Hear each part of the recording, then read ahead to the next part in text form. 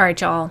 If you have been around here for more than 2.5 seconds, then you know that I don't do a whole crap ton of guest interviews on this podcast, in spite of 900,000 pitches in my email. Just not really my jam, not what this podcast is built around. I don't hate guest podcasts, whatever. But today I have a very special guest on the podcast. I have on the podcast with me today Emma Tedescucci, who is my brand designer. She has designed and redesigned and refreshed every iteration of my brand, from back when I was like trying to create a business around a made-up term to where I'm at today. And so I wanted to sit down with Emma and just have a really candid conversation about the importance of branding to not just how you feel about your brand, about how you present yourself online, and the confidence that it gives you as an entrepreneur, especially in the digital space, to know that you have a well-designed, professionally crafted brand. But I asked Emma at the end something that she wishes all business owners knew, and I think her answer might surprise you. So listen in to this candid conversation with Emma Tedescucci of Homeward Creative Co. And BT Dubs, I have a discount code for you with Emma, Faith10, for 10% off your first service with Emma if you decide to work with her. If not, you can still listen in and learn a ton about how to have a great visual brand to represent you well online and go forth with confidence.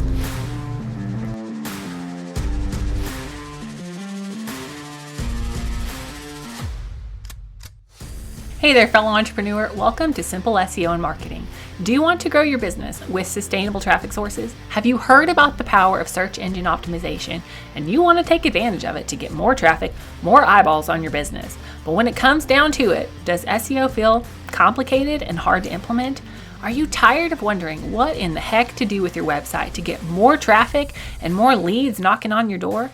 What if I could tell you that there was a simple, proven system for using SEO, blogging, and copywriting to get leads from your website, and not just any leads, high converting leads? Hey, I'm Faith Hannon, wife, mama, copywriter, SEO strategist, and barrel racer. And for the last 8 years, I've been figuring out what works and what doesn't work in the world of online marketing to get organic traffic. And now I'm here to share all the things I'm learning in the trenches of SEO, copywriting, and content marketing.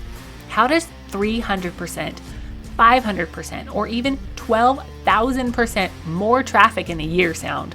What could your business do with that kind of traffic increase? How many more people could you help? So listen in and prepare to take notes. I'm about to drop simple, actionable SEO marketing and copywriting tips, all with a heavy dose of Jesus-loving encouragement. Let's get you more traffic and more leads so you can help more people with your God-given gifts.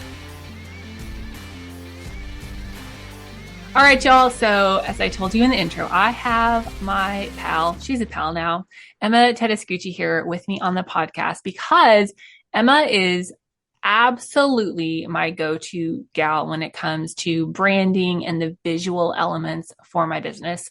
Emma and I actually started working together back in 2020-ish, I think. I don't know. We met in a group, an online business building type group. We were going through a course and there was like a cohort. And I saw that Emma was also from Oklahoma, which nobody's from Oklahoma in any of those groups, right? They're all from like giant cities on the coast, it feels like. And I'm like, oh my gosh, this girl's from Oklahoma. And then I found out she went to a Christian Bible college in the same town that I went to Bible college. And I was like, oh, we're bound to be friends. And so we actually ended up working together back my very first like online business idea, bless me, when I was like, I'm going to be a starter strategist. And I'm like, what even is that? You're making up a word, Faith. People aren't searching for made up words, but it just evolved into what my business is now with copywriting and SEO and coaching. And Emma has been there for the whole thing and has gotten to help me develop my brand and help me work through I have things in my head that don't come out on paper. But she makes them come out of paper. And so I am so excited to bring you guys Emma today. Emma Tedescucci. Did I say it right? Yes. Yes. To bring you Emma, and just let you guys listen in and learn from her genius when it comes to branding. So Emma, why don't you introduce yourself a little bit since I gave that like scattered all over the place introduction? Well, thank you for that nice introduction. I feel so honored. Yeah, we met like at the very beginning of my business too. And I think you were my very, very first like client ever. So I'm glad you stuck with me too when I was in the beginning stages. But yeah, my name is Emma Tedescucci. I live in Tulsa, Oklahoma with my husband and our little toddler Drake, and our dog. And yeah, I'm a brand and show website designer, um, running my business called Homeward Creative Co. Yeah. And it's just been really fun to see, cheer you on and learn your heart for business and get to know you and work with you. And it's just been really fun. So we're going to dive on in because this podcast is primarily about SEO content and copywriting. And so a lot of my listeners may be like, Brandy, what? What the what? So some of these questions, y'all are going to be, if you're like deep into branding, you might be like, this is basic Betty, but I don't care because I'd rather cover my bases and make sure that everybody knows all the things and that they're in normal people terms. So for starters, what is branding?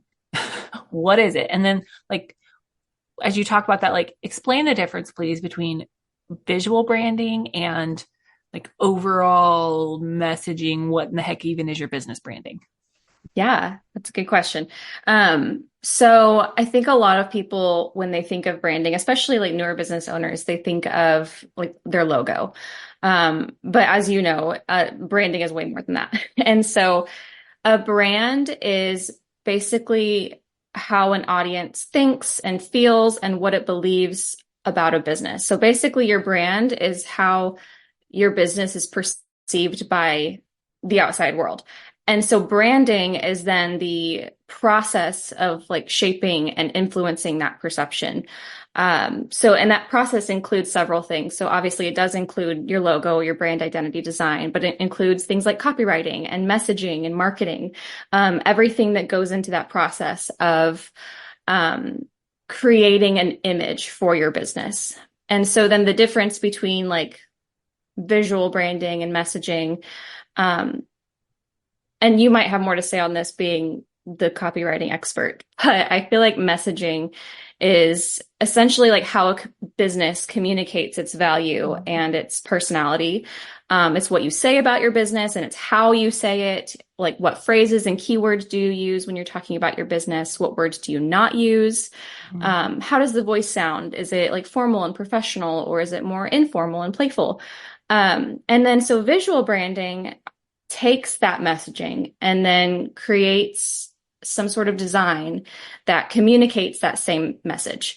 Mm-hmm. And so instead of using words, we're using things like fonts and colors and illustrations, etc., to convey that message or that feeling that that we're trying to convey.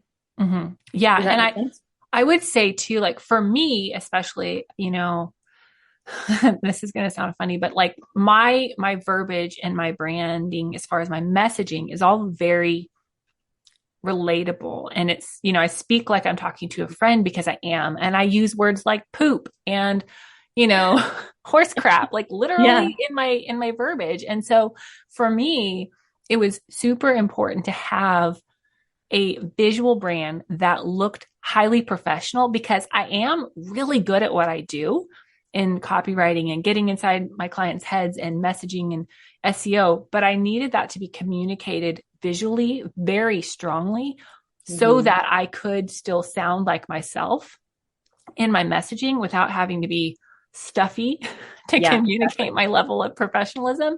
And so that being able to pair a very strong visual brand that feels like me, feels like my business, but still really I've always been really confident that I'm going to come across professional because of the visual elements of my brand. Yeah, that's the goal. Yeah.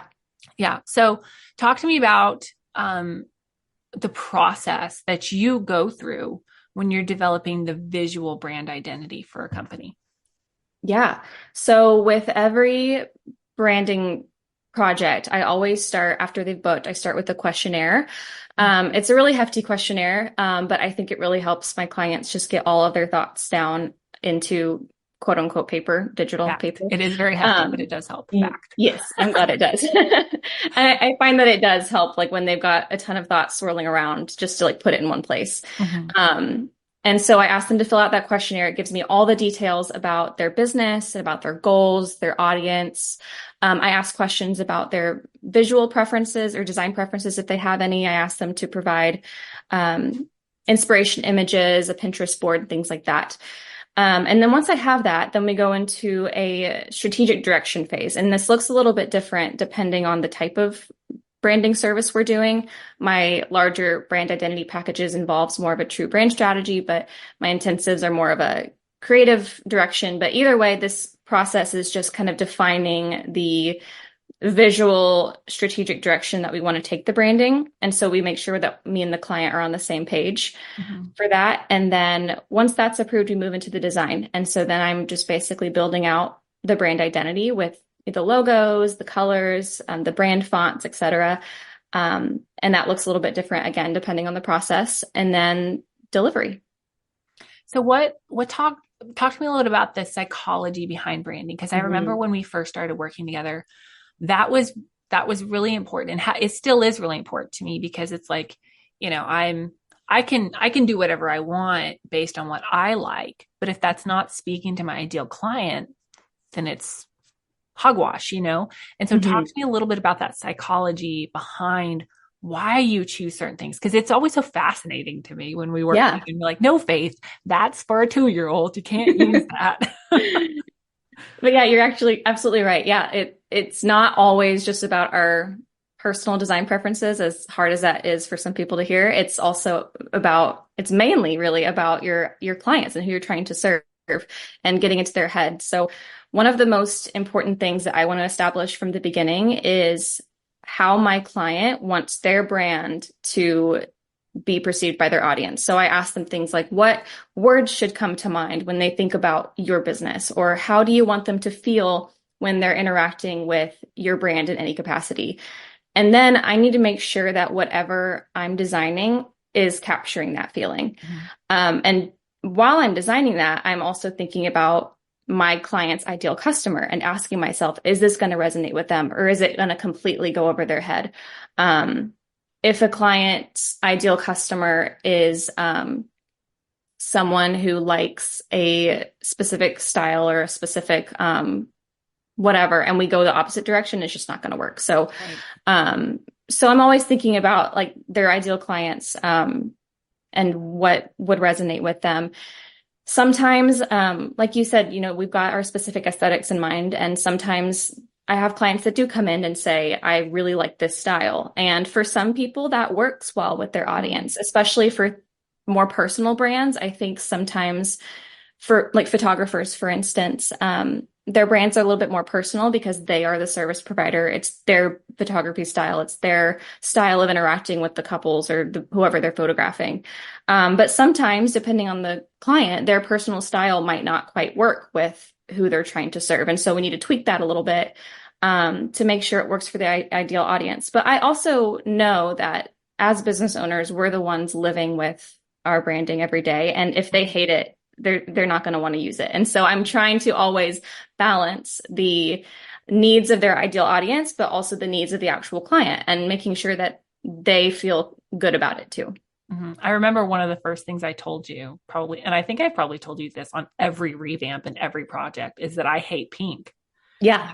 Please do not give me this pink glitter gold brand. And I think as a brand that is based around a lot around me, like that felt important, but I was still like, that was hard because it was like, especially when we first started working together, it was the pink brands and the pink branding and the gold. That was all the rage for the market that I was in. And I was like, please, for the love of all things holy, do not tell me that I have to use pink in my branding or I will sit on this floor and cry. Like I can't do it.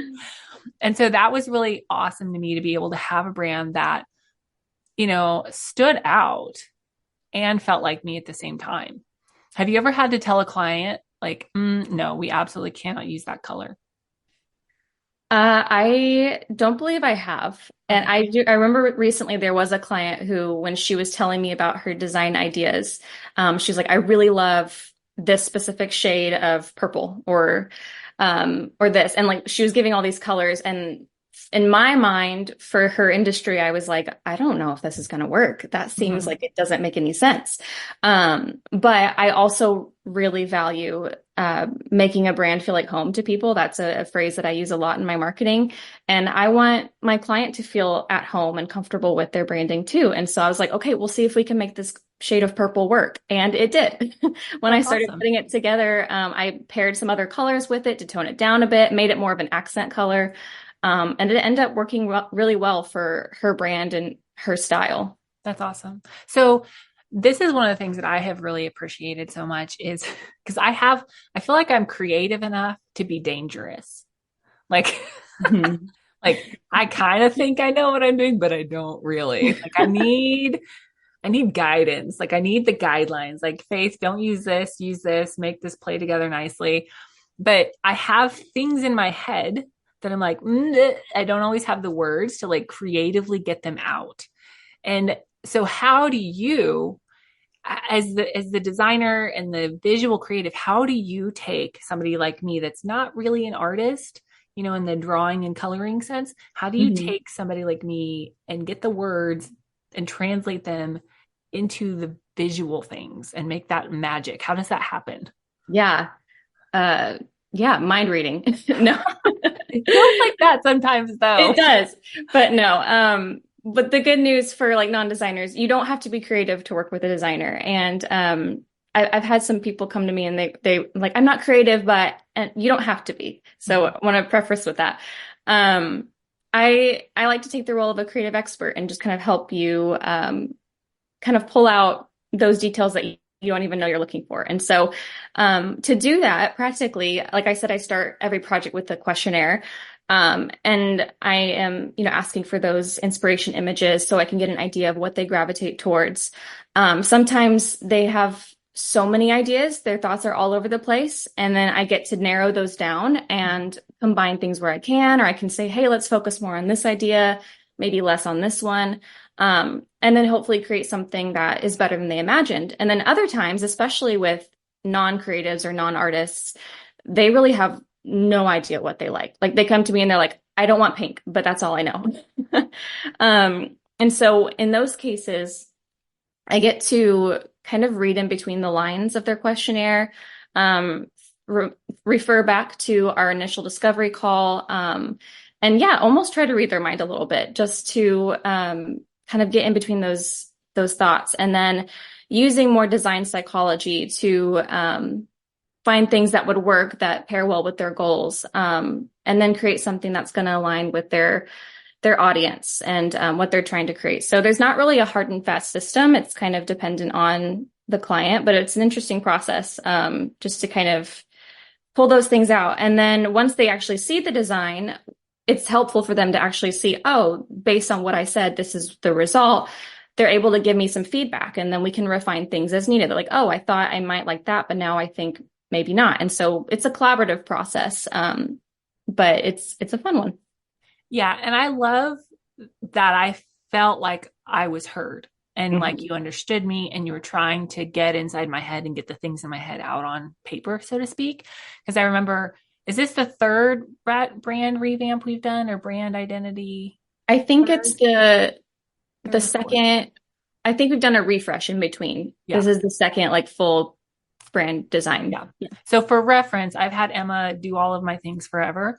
Not like all of my graphics. So please don't blame her if you hate my graphics, but she's like done all my logos and my submarks and my colors and all like the big things. And then sometimes I put them together better than others. But this last revamp, I was like, okay, Emma, like I need your help. And she actually helped me with my website refresh.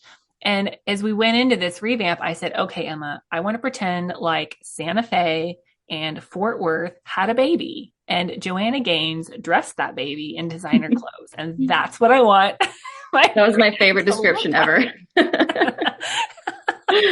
And I was like, this. And so I kept coming back to like, that's what I want it to look like and feel like. And I feel like that. And I'm like, I just need to convince my husband that we need an Adobe house and it will all be perfect.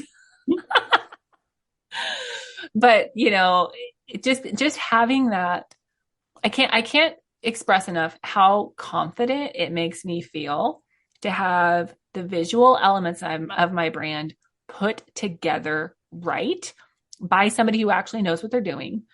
My website is rejushed and fixed up so that branding translates well onto my website, because before it was like, ooh, Faith thinks that she can do this on my website. And I did okay, but it was never Yeah. quite up to this level that I wanted it to be. And because I have, all the designers are going to hate me for this, but I have actually done a few brands for clients, like not really on purpose, but they were like my other rodeo mom. And I'm like, I can't say no to you. You hauled my butt all over to rodeos. Like, I'll do whatever I need to help you. They were like those kind of people that I'm like, you know, and I just remember how stinking hard it was to be like, okay, now I have to do their website for them, and I have to come up with a logo, and I have to come up with colors. And I did the best I could, and they were happy with it. But it was, I'm like, it was not professional. And I knew that. And then just a few clients that we do, like every once in a while, I'll have a little 80-year-old man client who talks me into doing their social media. And I'm like, I can't say no to you. You're just a cute little 80-year-old man. But they're like, it's really hard when you don't have a full branding package. Oh, yeah. All of the things that I've gotten from Emma, it's really hard to go in and confidently create content because you don't know. As a non-designer, you're like, does this work together? I don't know. I hope Canva has some good help for me today. I hope Canva is not nutso. Versus with my own branding, I have guidelines from Emma. I have colors. I have like, hey, put this with this, but not with this. Don't overuse this, but you can use this more. I have really thoughtful, curated brand elements and guidelines to help me create the content that I need to create on the reg confidently. Yeah, I love that. I'm so glad that it's been helpful for you. That's a big thing that a big benefit of branding is having those guidelines and having that foundation, because I think of brand identity as the foundation of literally every other visual thing you're going to create. I think it's like if you don't have it, it's like building a house without a blueprint. That's a fact. That'll preach. Yeah. Yeah, well, so like when you you go to design your website or your social media graphics or whatever, and if you don't have that, you're going to go to Canva and pick whatever font or color you like, whatever is included in the template. But the problem with that is it just is going to end up confusing your audience. You're never going to have a recognizable brand, and you're just going to end up blending in with everyone else on the internet. So that's why it's just so important to have a solid brand identity and not just a logo design. And because you're going to have those style guidelines, you'll know exactly, like you said, what fonts and colors to use, and it just saves you so much time and provides consistency, which is key to a strong and recognizable brand. Yeah. And so saying all of that, like I know some of my listeners, I mean, I have a wide range of listeners as far as like where they're at in business. Yeah, absolutely. And some of them are just like if it's free, it's for me. It has to be free category, which is okay. Like been there. Yeah, absolutely. Same. So if somebody has exactly $0 to spend right now, what can they do to get by, to like duct tape things together? Yeah. To get by until they can hire a professional branding designer. Yeah, there's no shame in that whatsoever. So I'm going to start with a very shameless plug about a freebie that I have. I have a freebie called How to Discover Your Brand Style. I would start with that. It's going to take you step by step on how to define your brand's visual style. It includes some questions pulled directly from my questionnaire, and it's going to teach you how to build a Pinterest board to kind of define a brand aesthetic for your business. And then once you define that, then I would say you would just kind of DIY your own branding and keep it simple. So what I would do is I'd start with colors. So maybe just pick 3 to 4 colors for your brand. Start with some sort of light neutral color, a dark neutral color, and then maybe like an accent or two, Mm-hmm. as long as it kind of aligns with that aesthetic that you've defined. Um, and then once you have your colors, I would create a text-based logo. And I know people are tempted to get the free logos off of Canva. Some of them are maybe okay, but I would just say it's going to be really obvious that they're templates and they're most likely to feel outdated fast. And it's going to end up looking like everyone else. And so what I would just suggest instead is to do a little bit of research on font psychology and figure out what styles of font evoke certain emotions. And then I would choose a style that kind of aligns with that aesthetic that you determined, and then go to Google Fonts. It sounds simple, but they really have a lot of great options, and they're all free. You don't have to worry about what license that you need or whatever. Find a font that you like and just type out your brand name, like in all caps, in lowercase, whatever feels good to you. But that's all you have to do, really. And I would just avoid any font that's hard to read. You don't want something that's like really swoopy and like cursive and you don't know what it says, but just pick a simple font that's easy to read. Simple is best, especially when you're starting, because then it's easier to build from there. You don't have to like redo all this like fancy graphic stuff that you tried to do. Just keep it simple. And yeah, then you'll have something to build off of in the future. Yeah, I love that.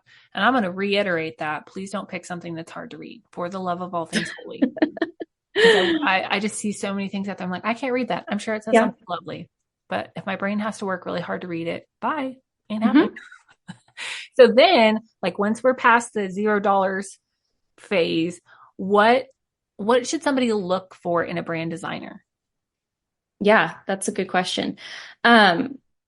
I think it's really important to find someone that you feel confident in and not just shop around for the best price. Not every designer is going to be a good fit for you because everyone has a different niche or a different style or specialty or personality. And so when you are ready to invest in branding, some things that I would do is I would look up, designers. I'd follow their Instagram and social media, binge their content, read all of their captions. Maybe not, you don't have to do all of them, but read their captions, especially in the past year. Go back and watch their highlights, get to know who they are. That's the main purpose, because you want to know what kind of personality do they have. Do you think you could get along with them working in a working relationship like that? Do you agree or disagree on really important things that you value? Just really make sure that you can trust them to take care of you. Look for reviews from other clients and see their feedback. And then I would absolutely look at their entire website. So read their about page, learn about who they are and their values, read through their services and deliverables, their process, and just make sure that they can deliver what it is you're looking for. If they have an FAQ section, frequently asked questions, I would just see if they answer any questions or address any hesitations that you might have. Look through their portfolio thoroughly. They probably have a very specific style or maybe a type of business that they like to work with. And so I would just make sure that their current style aligns with the idea that you have in mind for where you want to take your brand. You don't want to go to a designer who does a lot of like light and airy and floral type work and then expect them to design a bold masculine logo with a car on it. Like they might be able to do that just fine, but that's not their specialty. And you want to make sure you're working with someone that they specialize in what you're looking for. And then they may or may not have their pricing listed on their website. It's okay either way. But again, I just wouldn't primarily go based on price. You can always, reach out and get more information on that. But I would just say if you try to go with the cheapest option only, it's likely you're not going to get the best results. So for sure. But yeah, and if you have any questions after doing your research, just feel free to reach out to them. At least I'm speaking for myself. Like I always welcome questions. If I need to hop on a call with somebody to clarify some things, I'm more than happy to do that. And even if I'm not the best fit for them, just to give them a chance to see if it would work for them. Yeah. And I love that because it is a very it's allowing somebody a very intimate look at your business, and like Mhm. you're giving them a lot of input, and you're giving them Yeah, a lot. You have to trust them to do it. And so that exactly. I love that. I think that's really important. I think that's why I'm like, Emma, one of many reasons I'm like, Emma's on speed dial. So do you have a few quick tips for my podcast pals on how they could up level their branding? How can they make their branding work better for them? Yeah. So if they currently have branding or if they don't have any at all, what would you Mm, say? both. How's that? Yeah. Because they have, whether they have a branding package or not, they have branding, I would say. Right. It's just That's true. unintentional. That is true. Yeah. So I would revisit your your brand strategy per se. And you may not have like a brand strategy presentation or whatever, but kind of like what I do with my questionnaires, I would go back and really take an inside look at your business. Ask yourself questions like, what makes me different from my competitors? And how do I want my brand to be perceived by my ideal audience? Who is my ideal audience? And what resonates with them? What kind of brands do they like to shop at? And basically just really look deep into your business and decide how you want your business to be represented.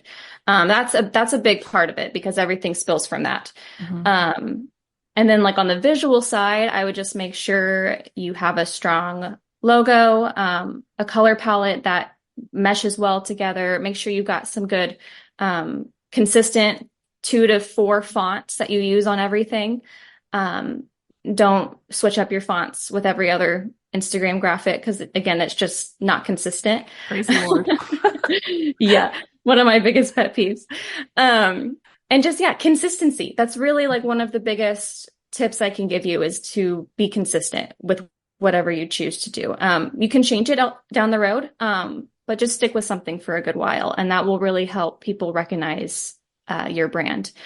Um, yeah, I think those are my biggest tips. And something I do think a lot of people don't think about when it comes to branding is brand photography. Mm, I think when people think of branding, they just think of the logos and colors, but having brand photography that aligns with that aesthetic of those brand colors and the brand style is really crucial to up-leveling your branding. mhm, Um, when I've worked on client websites, the ones who come to me and they have professional brand photography that matches the aesthetic that we've created in their brand identity, it takes their websites like to the next level. They look mhm. so professional. Whereas the ones who come to me ready to do their website and their photos are all just stock images or they just don't really match the aesthetic of the branding, it just doesn't quite work right. Mhm. So I think that's another thing that can really up level your branding when you're ready for it is having a photo shoot with a brand photographer. Yeah, I would agree. And my favorite photographer moved very far away. So, No. but I'm very fortunate to have lots of Yes. photographers. But I would agree that that's huge. So what do you wish entrepreneurs knew, Emma, about branding and their website? Like if you could be like this one thing, please, this one thing. Think when it comes to branding specifically, um, well, I guess one thing that I get a lot is your brand is not just your logo. Mhm. That's pretty basic. But it's something that a lot of people don't know, and that's okay. A brand identity is everything that you put out visually.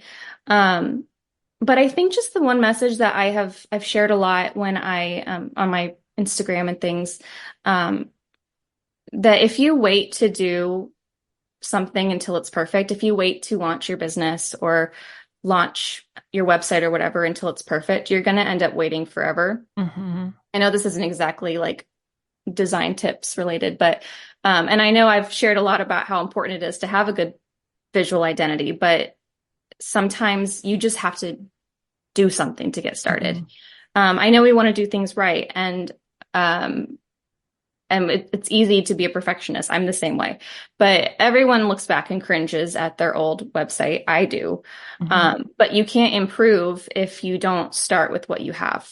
Right. Um, I think your presence is valuable because you have something to help people and you don't want them to have to miss out on that just because you're afraid or nervous to show up with what you have right now. So I would just say, my big piece of advice is to just start small. That's okay to just start small, but just to get started. I love it. I love it. I don't know if that is exactly what you wanted, but No, I love it. thought it was important to say. I love that answer, Emma, because I feel like so many people, they just wait too long to start. And I remember I was looking through Facebook, like, I don't know, a year or so ago, and I saw this gal's post and she was like, okay, I've been waiting 4 years and doing all these things. And now I'm ready to launch my business. And I'm like, what? No. Meanwhile, I've got 4 years of mistakes and learning and growth under my belt from just jumping out of the airplane and building my parachute on the way down. Yep. That you miss out on if you wait until it's perfect to start, So Emma and I actually got together and I was like, Emma, I need to give these people your access to you. And I've actually sent several friends and a relative even to Emma, a relative that I like. Thank you. Like, work with Emma. And so I have a code for y'all. If you decide that you want to work with Emma, reach out. If you're just even remotely like, maybe reach out. And Emma's very gracious, very quick to respond, very professional. But if you use the code FAITH10, you will get 10% off of your first service. And then she'll know that I sent you. So she'll know, was this worth her time to come on my podcast or not? But Emma, I just want to thank you so much for all of your help with my brand and my visual brand identity. I really do feel confident in my website and all the visual elements because you were able to translate my heart for business into the visuals so well. And I thank you for that so, so much. I'm so happy to hear that. Well, thank you for having me. It's an honor to be on your podcast. Well, thank you so much. All right, y'all. We will chat with you next time. Until then, go check out all of Emma's stuff at homewardcreativeco.com.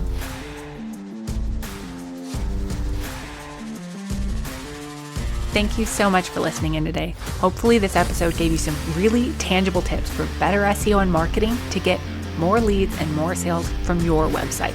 If it did, can I ask you a quick favor? Would you please share this episode with a friend and then just take 10 seconds and go leave a written review on Apple Podcasts. That is the very best way to help more Jesus-loving entrepreneurs scale their businesses so that they can help more people with their gifts and make an even bigger impact for the kingdom of God. And guess what? We now have a Facebook community where we can learn, hang out, and laugh. Go join the Facebook group now. It's linked in the show notes. And all the other things, courses, coaching, and copywriting can be found at my website, faithhannon.com. Until next time, God bless, and I'll talk to you soon.